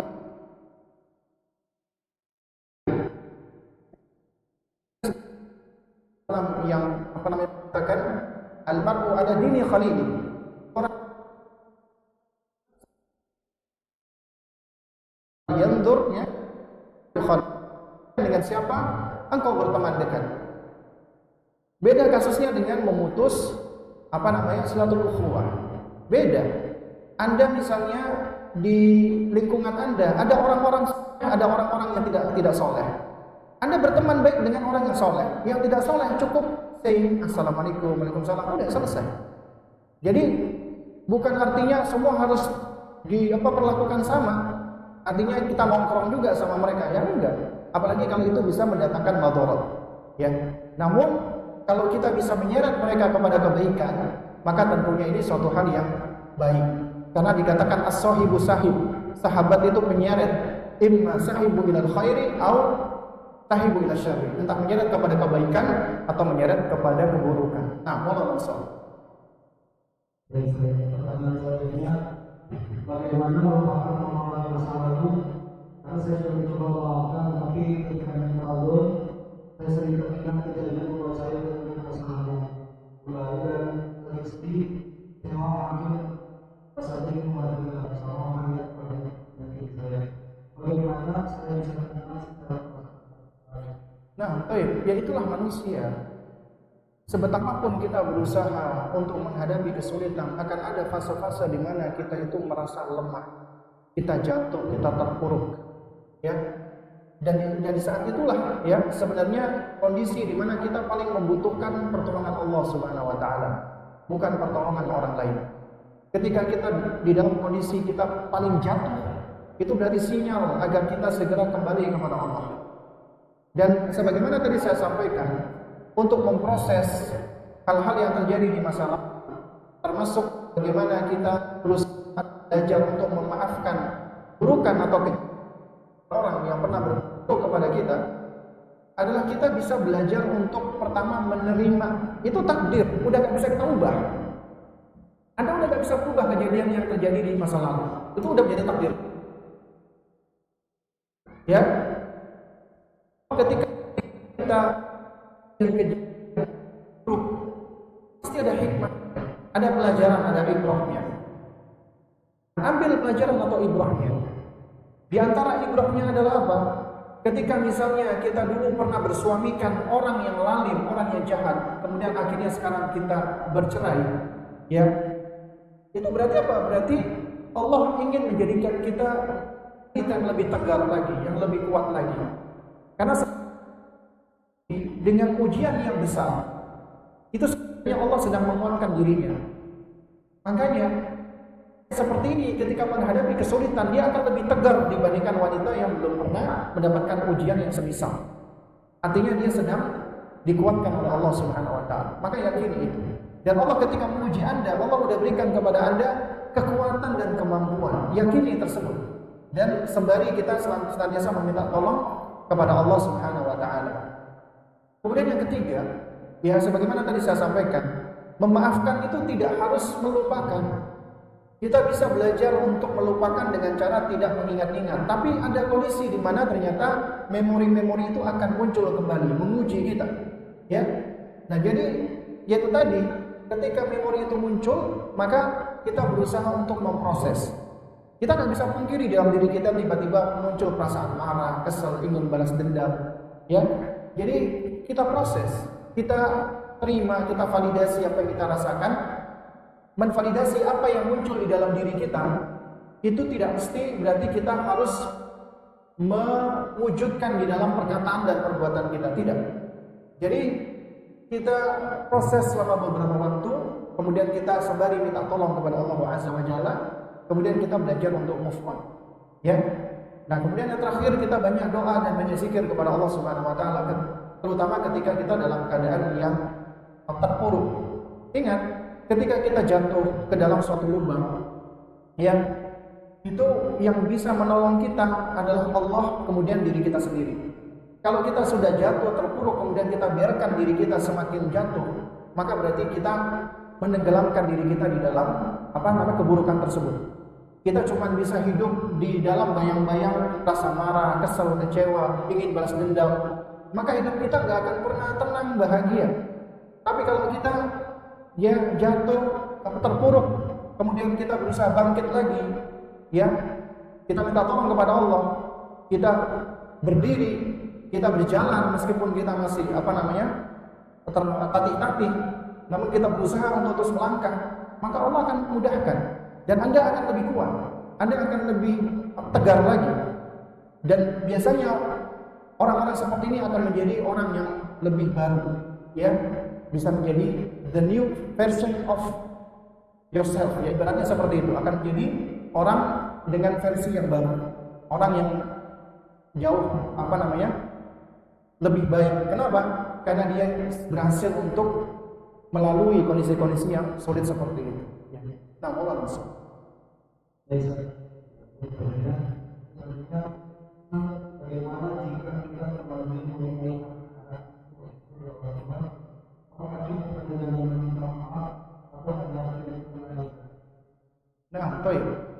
pertama tentunya kita harus bara'atul dhimmah di hadapan Allah, di sisi Allah. Karena Allah akan minta pertanggungjawaban kita.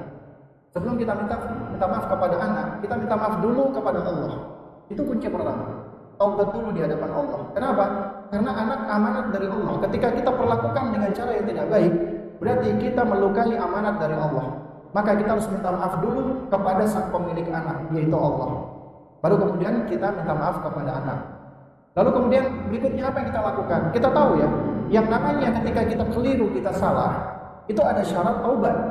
Ya, yaitu pertama kita iktiraf, mengakui kesalahan kita, dosa kita di hadapan Allah, kemudian di hadapan anak kita. Kita akui kesalahan dan kita minta maaf. Kemudian yang kedua, an-nadam, kita harus menyesal. Tidaklah dikatakan orang bertobat kalau dia tidak menyesali kesalahannya. Kemudian yang ketiga, dia berazam, bertekad untuk tidak mengulangi lagi. Ini kunci penting. Artinya, ketika dulu kita sering menyakiti anak kita, itu akan menjadi memori yang gak baik bagi mereka. Kita gak bisa menghilangkan. Yang bisa kita lakukan adalah apa? Kita memperbaiki yang ada saat ini dan yang akan datang. Kemudian kita membangun memori-memori baru. Mudah-mudahan memori baru yang baik ini bisa menimpa memori-memori yang buruk tersebut. Ya, sehingga akhirnya apa? Yang tadinya anak itu misalnya menyimpan trauma, tapi ketika kita sudah berubah, melakukan pendekatan kepada anak dengan cara yang lebih baik, maka apa yang kita lakukan itu akan menjadi memori-memori baru. Itu yang mudah-mudahan bisa menimpa memori-memori buruknya. Akhirnya memori-memori buruk itu pun tenggelam dengan memori-memori yang baru yang kita buat, ya, tentunya dengan izin Allah. Nah, Allah langsung. Jadi bagaimana cara menghilangkan mengguyur dan terus-menerus terlihat di waktu apa saja terhadap sampai terbawa. Nah, ini bahasan kajian kita dari tadi ya. Sebenarnya langkah-langkah yang kita lakukan itu adalah bagaimana kita memproses. Ya, mungkin di antara realnya adalah ketika Anda masih terus merasakan trauma ini, itu berarti Anda masih dalam kondisi yang belum pertama menerima, belum accept kejadian masa lalu. Maka belajar untuk menerima dulu. Itu bagian dari ketentuan Allah, takdir Allah. Ya, dan ini berangkat dari apa? Mohon maaf ya. Karena kita semua memang butuh belajar. Karena memang ternyata kita masih kurang belajar, kurang menuntut ilmu, terutama ilmu yang berkaitan tentang masalah akidah. Ya, juga di antaranya bab tentang al-iman bil qadari khairihi wa syarrihi, iman kepada takdir baik dan takdir buruk. Lalu kemudian yang kedua adalah kita belajar untuk lebih mengenali diri kita sendiri. Kita mencari tahu nih, apa yang terjadi dengan aku, apa yang aku rasakan. Kemudian aku kenapa merasa seperti ini? Apa pencetusnya? Apa penyebabnya? Kemudian kita belajar untuk memprosesnya, dan itu memang butuh waktu. Nggak bisa, sekalipun Anda ikut pelatihan, workshop untuk melakukan ini, ya seminggu, 2 minggu, itu bukanlah suatu hal yang instan. Butuh waktu, butuh proses, butuh upaya, dan yang paling penting dari itu semua, butuh pertolongan Allah Subhanahu Wa Taala. Ya, nah kemudian yang ketiga adalah banyak mencari sebab-sebab datangnya ketenangan. Datangnya ketenangan itu sudah dijelaskan oleh Rasulullah SAW di dalam banyak hal. Di antaranya dengan mendekat kepada Allah ketika kita sholat. Ketika kita sholat, terutama ketika kita sujud, itu adalah momen atau saat kita paling dekat dengan Allah. Banyak doa meminta kepada Allah. Itu artinya kita dalam kondisi paling merendah kepada Allah. Kondisi hamba paling merendah itulah kondisi paling mulia. Ya, kemudian banyak doa bangun di sepertiga malam terakhir, ya, terus kemudian juga banyak tilawatul Quran, membaca Al-Quran, mendengarkan Al-Quran, kemudian banyak berzikir kepada Allah, hafalkan sejumlah zikir-zikir yang ma'thur, ya, zikir-zikir tentang ketika kita dihadapi kekhawatiran, kegelisahan, ketakutan, kemudian zikir pagi dan petang. Ya, ini semua harus diupayakan, diikhtiarkan. Kadang-kadang ada sebagian, mohon maaf ya, orang-orang yang mengalami trauma seperti ini, tak nasihat, kemudian ketika ditanya, apakah ibu sudah berusaha untuk doa, zikir? Belum Ustaz, ya cuman sekali-sekali. Nah, itu di antara sebabnya gitu loh. Ini berarti tanda kebaikan dari Allah agar kita itu semakin mendekat kepada Rabb kita Allah Subhanahu Wa Taala di tengah kondisi-kondisi seperti ini. ya. Nah, kemudian juga supaya enggak ke bawah-bawah mimpi, kita mengikuti tuntunan Nabi ketika akan tidur, ya. Sunnah-sunnah atau adab-adab Nabi ketika kita akan tidur, di antaranya kita berwudu, ya. Lalu kemudian kita baca doa akan tidur, kemudian baca zikir-zikirnya. Ya, intinya selama kita berupaya untuk mengikuti adab-adab, doa-doa dan zikir-zikir yang dituntutkan Nabi SAW, insya Allah ya segala bentuk rasa-rasa khawatir, ketakutan dan semisalnya termasuk trauma, yakin dengan izin Allah itu semua akan hilang, akan minimal minimalisir, dan kalau kita teruskan insya Allah itu akan hilang, ya.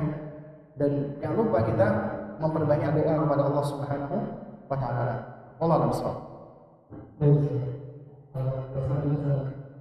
Tadi disebutkan dalam sebuah waktu memaafkan diri dan keempat adalah memahami sebab-sebab yang terkait kebahagiaan. Saya mohon dijelaskan sebab-sebab yang ada. Nah, baik ya. Jadi ada hal-hal yang dapat mendatangkan kebahagiaan bagi seseorang. Kita tahu ya, Syekhul Islam Muhammad bin Abdul Wahhab rahimahullah taala di dalam muqaddimah ya Al-Qawaidul Arba', di dalam kitab dia Al-Qawaidul Arba', beliau menyebutkan ya unwan sa'adah thalatha. Tanda kebahagiaan itu ada pada 3 hal. Pertama, idza u'tiya syakara. Ketika dia diberikan karunia dia bersyukur. Wa idza butuliya sabara. Ketika dia diuji oleh Allah dia bersabar. Wa idza adnaba istaghfara. Ketika dia melakukan dosa, dia beristighfar. Ini Masya Allah, ini 3 kunci kebahagiaan. Kita hidup gak akan lepas dari 3 hal ini. Kita diberikan karunia nikmat oleh Allah. Manakala kita bersyukur, Allah akan tambah nikmat tersebut. Dan manakala kita diuji oleh Allah, obatnya kita bersabar. Kita menerima apa yang Allah Subhanahu wa taala berikan. Kita ridha dan kita terus belajar bersyukur kepada Allah atas apa yang Allah berikan kepada kita. Kemudian siapa di antara kita yang tidak bermaksiat? Siapa di antara kita yang tidak berdosa?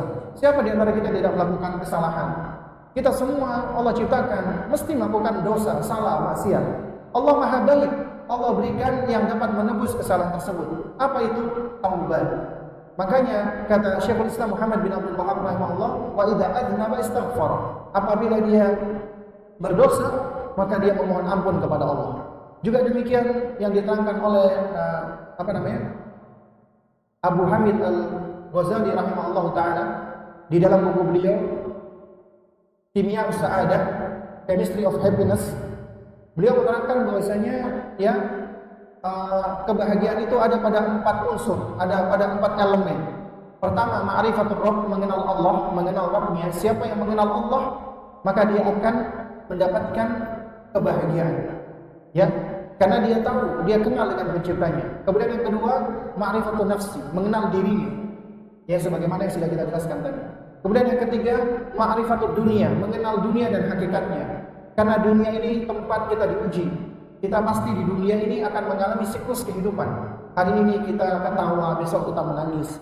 Hari ini kita sedih, besok kita bahagia. Hari ini kita kecewa, besok kita gembira. Itu bagian dari kehidupan. Kita akan mengalami hal ini terus berputar-putar. Ya, selama kita terus di dalam menghadapi kesemua ini, kita senantiasa berpegang dengan syariat Allah dan tuntunan Nabi, kita akan bahagia. Kemudian yang terakhir adalah ma'rifatul akhirah, mengenal hari akhir. Yang hari akhir adalah kehidupan yang sebenarnya. Manusia itu ibaratnya musafir, kata Ibnu Qayyim rahimahullah taala. Di mana beliau mengatakan ya, an-nasu mundu khuliqu ya lam yazalu musafirina.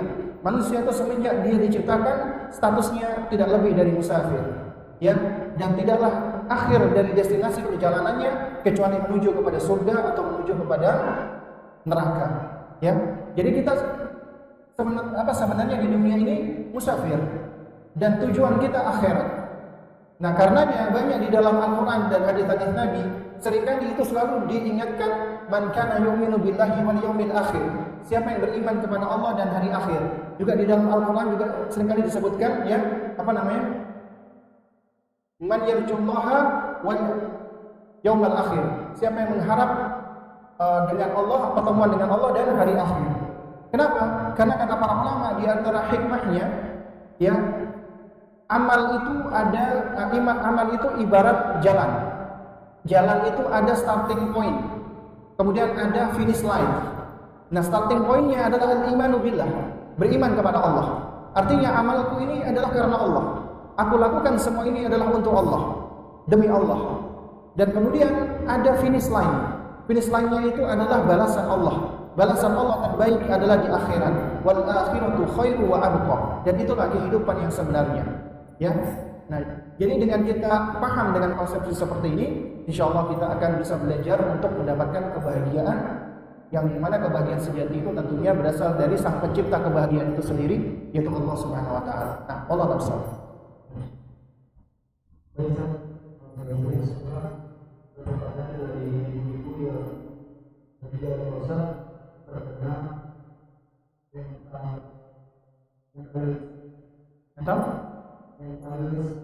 Liars.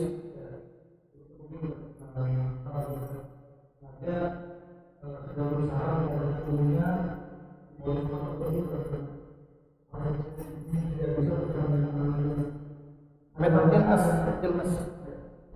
Ada banyak hal yang akan terjadi untuk membuat keadaan. Jadi kalau kita sebetulnya apakah yang bisa dilakukan oleh Ustaz pada anak-anak bisa terjaga dari apa yang diinginkan? Nah, baik.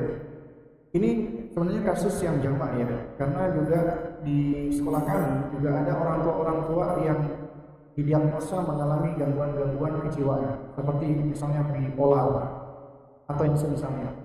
Ya, bahkan ada yang harus minum obat dari psikiater, karena apabila tidak minum obat maka akan muncul gejala histeria dan yang semisalnya. Maka dari saya pribadi, yang pertama yang harus kita yakini, Allah Subhanahu wa taala ketika menurunkan penyakit, Allah sudah berikan obat. Penyakit apapun itu, termasuk zahir wa batin. Ya, selama kita berusaha dan kita ikhtiar mengambil sebab kauni dan sebab syar'i, berobat kepada psikiater boleh, tapi jangan tinggalkan sebab syar'i. Kita banyak berdoa, banyak mendekat kepada Allah, banyak berzikir, banyak tilawatul Quran. Itu sebab-sebab yang akan mendatangkan ketenangan dan juga melahirkan kewarasan diri. Ya. Jadi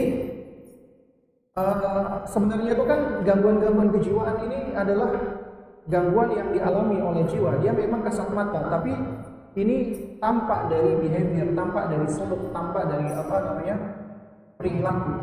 Dan ini memang suatu hal yang nggak bisa kita pungkiri. Ini memang bagian dari penyakit ya. Yang tentunya penyakit itu ada obatnya. Maka yakini siapapun yang didiagnosa dengan penyakit, maka yakini kesembuhan itu ada di tangan Allah. Yang menyembuhkan Allah, kita cuma ikhtiar mengobati. Kemudian yang kedua, ketika Anda didiagnosa dengan suatu penyakit tertentu, termasuk penyakit yang menimpa kejiwaan kita, ya, dan itu real itu, ya, dan kita sadar bahwasanya kita punya gangguan kejiwaan, dan gangguan ini namanya penyakit, itu ada gejalanya, ada simptom, ya. Ketika kita tahu, kita kenali ada gejala-gejala atau ada simptom, misalnya gejalanya kita menjadi histeria, kita menjadi teriak-teriak, kita menjadi ya. Nah, dalam hal ini maka kita butuh kerjasama dengan orang-orang yang kita percayai, terutama suami. Artinya suami juga harus mengenali kondisi istrinya. Ketika dalam kondisi penyakit ini kambuh, maka jangan biarkan anak bersama dengan ibunya. Dalam hal ini suami atau orang-orang yang dipercaya yang lainnya hendaknya ya dia menjauhkan dulu anaknya. Biarkan si ibu ini dia memproses penyakitnya tadi sampai dia kembali ke dalam kondisi normal.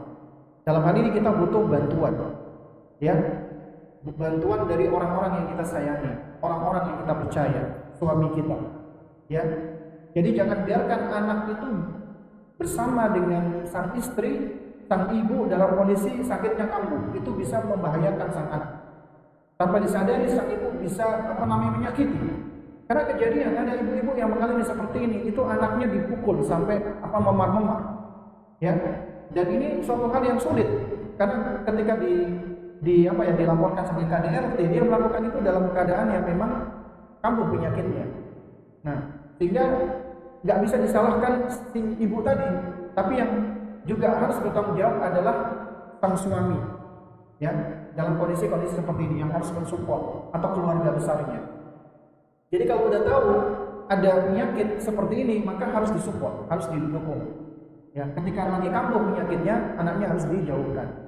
Nah, kemudian yang ketiga, ya, ini juga sekali lagi butuh support dari pasangan, dari keluarga. Itu harus memberikan kondisi-kondisi yang baik, kondisi-kondisi yang suportif dalam rangka pengobatan.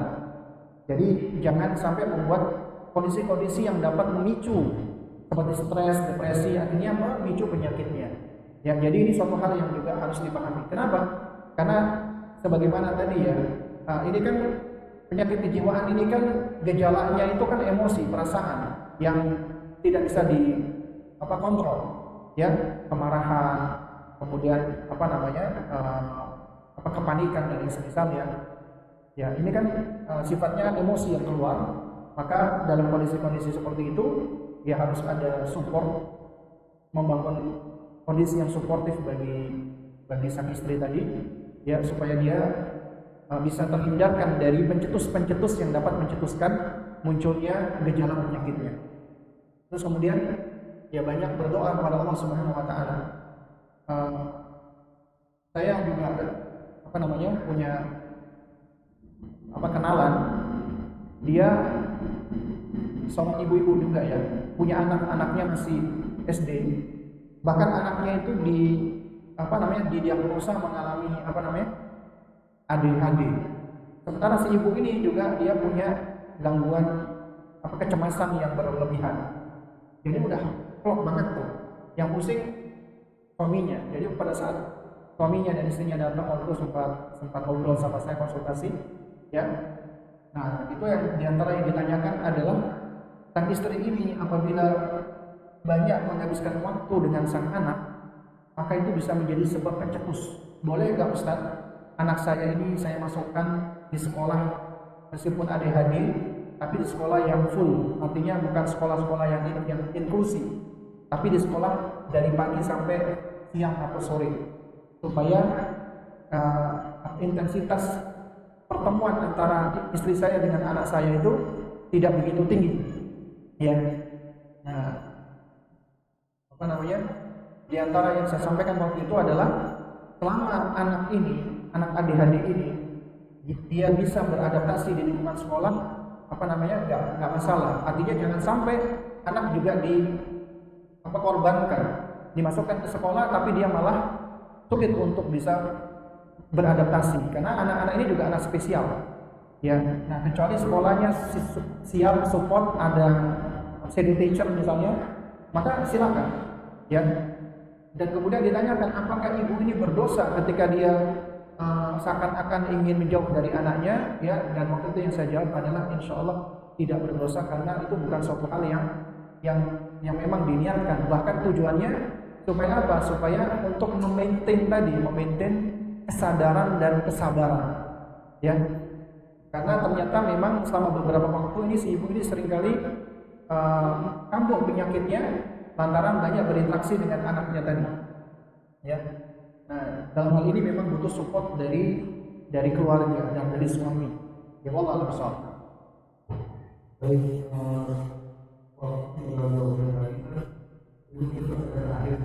nah, kami sampaikan maaf kepada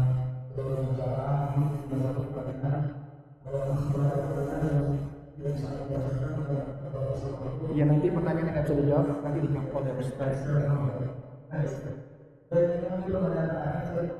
Di sini tidak diceritakan di anak itu korban bunuh atau tidak, tapi pertanyaan hanya kemudian. Sekarang ini pernah kemudian anak baik secara verbal dan juga non-verbal.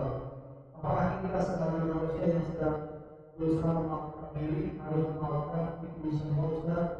Karena sekarang ini sebagai bom dalam hampir setiap hari baik secara verbal maupun non-verbal, tapi belum sampai memproduksi. Ada takut ini akan menjadi pemberontakan di masa mendatang.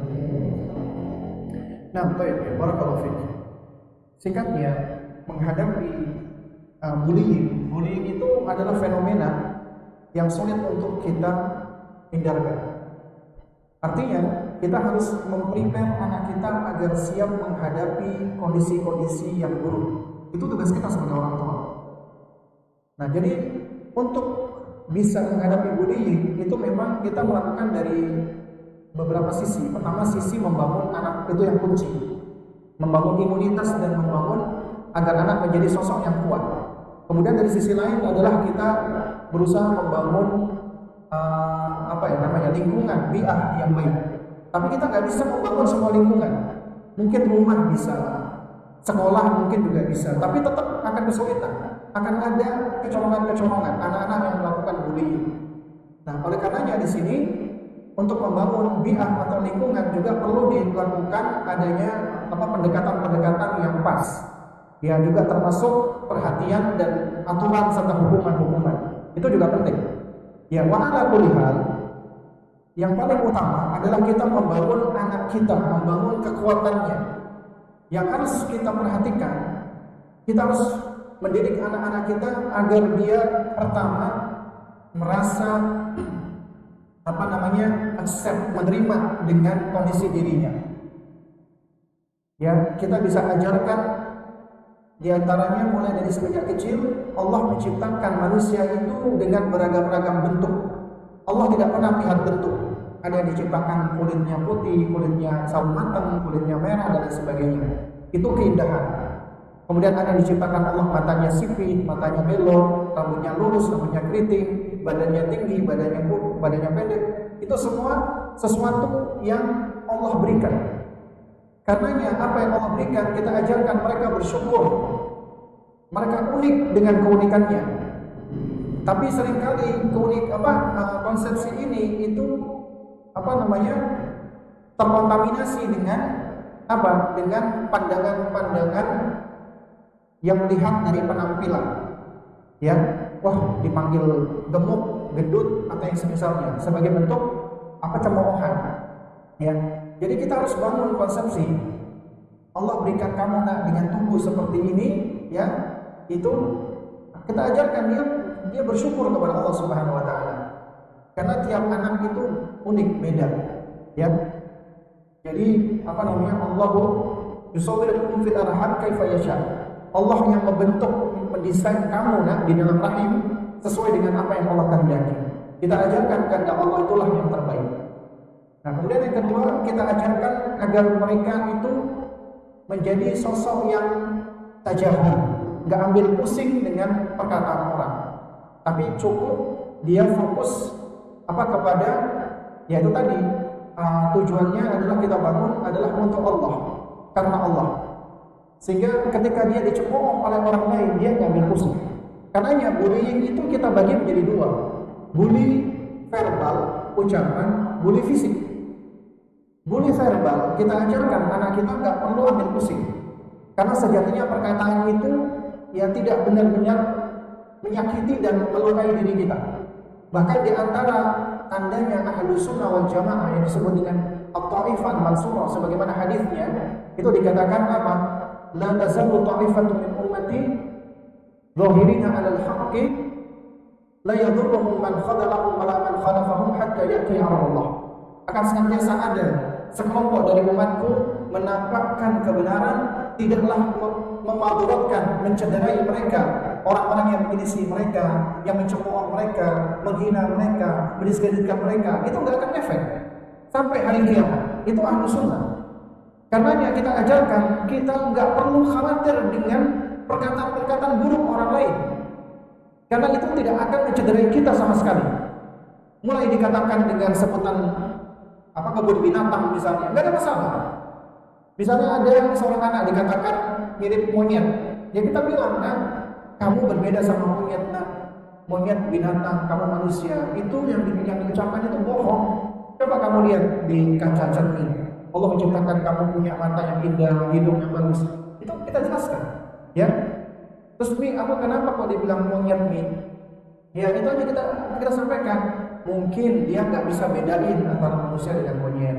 Mungkin dia senang sama monyet. Mungkin dia, ya kita jelaskan. Intinya kamu jangan terpengaruh dengan perkataan-perkataan jelek seperti itu.